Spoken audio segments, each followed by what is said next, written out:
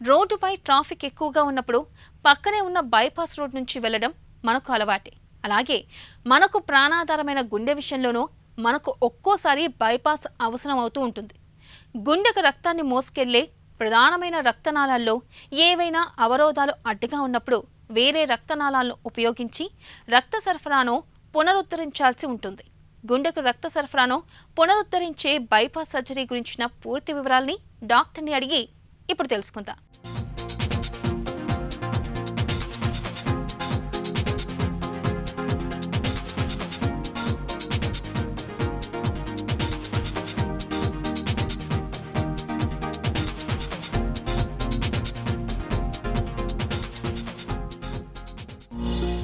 Coronary artery bypass graft surgery అంటే ఏంటి?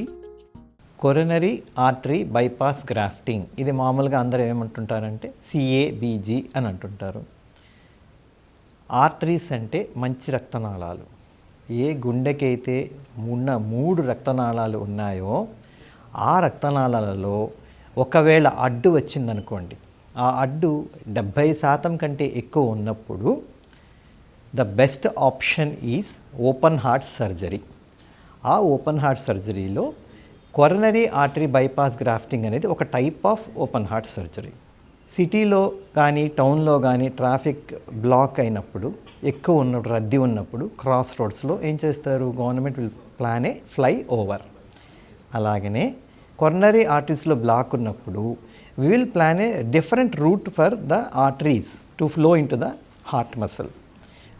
దాన్ని ఏమంటారంటే బైపాస్ ఆపరేషన్. CABG సర్జరీ విధానం ఎలా ఉంటుంది?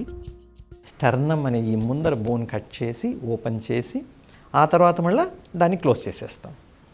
ఇది స్టాండర్డ్ ప్రొసీజర్ ఈ స్టర్నాటమీ.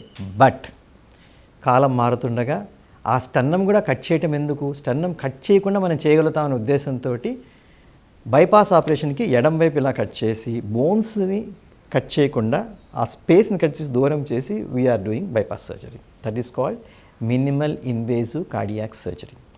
అక్కడతో ఆగలేదు ప్రయాణం. థోరకోస్కోపీ, ఇప్పుడు లాప్రోస్కోపీ అంటే అబ్డామిన్ కదా, థోరకోస్కోపీ ద్వారా కూడా we are doing coronary artery bypass grafting. అక్కడతో ఆగలేదు. రోబోటిక్స్ అంటే ఇంకా చాలా చాలా ఫైన్ ఇన్సిషన్ కనిపిది కదా. So coronary artery bypass grafting కూడా రోబోటిక్స్ ద్వారా చేయొచ్చు. It's the various option where we can do a coronary artery bypass grafting. CABGతో సమస్యలు ఏమైనా ఉంటాయా? ఒక గుండె ఆపరేషన్ చేసేటప్పుడు లిటరల్గా గుండెని మనము ఆపాల్సిన అవసరం ఉంటుంది. సో గుండె ఆగి మళ్ళీ బతకడం అంటే బాడీలో ఉన్న ప్రతి ఒక్క సిస్టమ్ విల్ గెట్ డిస్టర్బ్డ్. గుండె ఆగిపోయినప్పుడు బ్లడ్ అందదు కదా ఏ పార్ట్స్కి. సో అన్ని పార్ట్స్ బాగుండాలి. అవి బాగునే మనకున్న ల్యాబొరేటరీ డయాగ్నోసిస్, ఇమేజింగ్ డయాగ్నోసిస్ మనం తెలుసుకుంటాం. మనకు తెలియనివి ఎన్నో ఉంటాయి. సో అందుకని ఒక గుండె ఆపరేషన్ చేసినప్పుడు కొన్ని సమస్యలు తలపెడతాయి. మన బుక్స్లోనే రాసుంటారు. ఒక 100 మందికి ఇలాంటి కాంప్లికేషన్ రావచ్చు, 10 మందికి ఇలా రావచ్చు, ఇది రావచ్చు, అది రావచ్చు అని చెప్తుంటారు. అవి జరగాలని కాదు, బట్ ఎక్స్ప్లెయిన్ చేస్తాం. వాళ్ళకి లివర్ సమస్య రావచ్చు, లంగ్ సమస్య రావచ్చు, బ్రెయిన్ సమస్య రావచ్చు, లేదా రక్తనాళ సమస్య రావచ్చు, ఇన్ఫెక్షన్ రావచ్చు. కానీ సమస్యలు వచ్చే వాళ్ళ పర్సంటేజు చాలా చాలా తక్కువ, సమస్యలు రాకుండా బాగుండే వాళ్ళకి. అందుకనే ఈ ఆపరేషన్ ఇంకా మనము we are able to perform and take it ahead.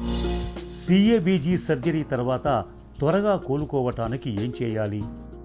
ఇక మీదట వాళ్ళు షుగర్ కానీ బీపీ కానీ కంట్రోల్లో ఉంచుకోవాలి. నెంబర్ 1. నెంబర్ 2, వాళ్ళు తినే ఆహారంలో కొన్ని పదార్థములు అంటే ఎస్పెషల్లీ ఎక్కువ ఫ్యాట్ ఉండే పదార్థాలు వాళ్ళు దే షుడ్ అవాయిడ్. ఇది డిబేట్ అయిపోతుంది, ఫ్యాట్ ఉండేది ఎక్కువ ఏది కాదని. ఇప్పుడు ఆ మాట చెప్పానంటే నా దగ్గర పేషెంట్స్కి I will give some instructions. అలాగనే ప్రతి ఒక్క doctor he will give some specific instructions అనమాట. అది మీరు ఫాలో అవ్వండి. నెంబర్ 3, మందులు అనేది రెగ్యులర్గా వాడాలి. ఇక్కడ మనం ఒక మాట చెప్పుకోవచ్చు, స్టెంటింగ్కి బైపాస్కి డిఫరెన్స్ చూపించుకోవచ్చు. సాధారణంగా even my colleagues will accept, ఒక స్టెంట్ పెట్టినాక ఒక్క రోజు కానీ 2 రోజులు కానీ మందులు మిస్ అయితే మాత్రం వెంటనే స్టెంట్ ప్రాబ్లం వచ్చేదానికి ఛాన్సెస్ వస్తాయని చెప్పట్లేదు. అదే బైపాస్ ఆపరేషన్ చేసిన తర్వాత సపోజ్ వాళ్ళకి ఏదైనా పన్ను నొప్పి ఉంది, ఒక 6 నెలల తర్వాత, బైపాస్ ఆపరేషన్ 6 నెలల తర్వాత ఆ పన్ను నొప్పికి కొన్ని మందులు ఆపాల్సి వస్తుంది, ఆపి కూడా చేసుకోవచ్చు బైపాస్. అది స్టెంట్ అయితే వెరీ వెరీ డేంజరస్, చాలా జాగ్రత్తలు పడాలి.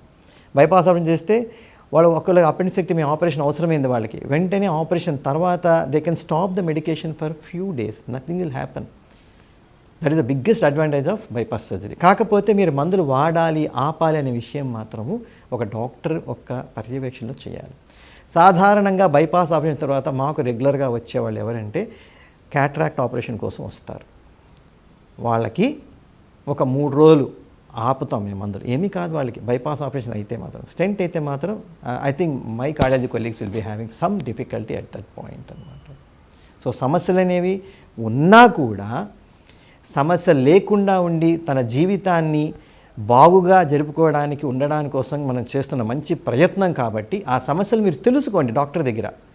ఎందుకు ఒకవేళ అది వస్తే మనం ధైర్యంగా ఫేస్ చేయడం కోసం తప్పితే మీరు డిస్కరేజ్ అవ్వడానికి కాదు, మీరు డిసప్పాయింట్ కూడా అవ్వడానికి కాదు. రక్తనాళాల్లో పూడికల తీవ్రత ఎక్కువగా ఉన్నప్పుడు, స్టెంట్లు వేయలేని పరిస్థితి ఉన్నప్పుడు బైపాస్ సర్జరీ చేయించుకోవడం ఒక్కటే పరిష్కారం. సకాలంలో బైపాస్ సర్జరీ చేయించుకుంటే గుండెపోటు ముప్పును చాలా వరకు నివారించుకోవచ్చు.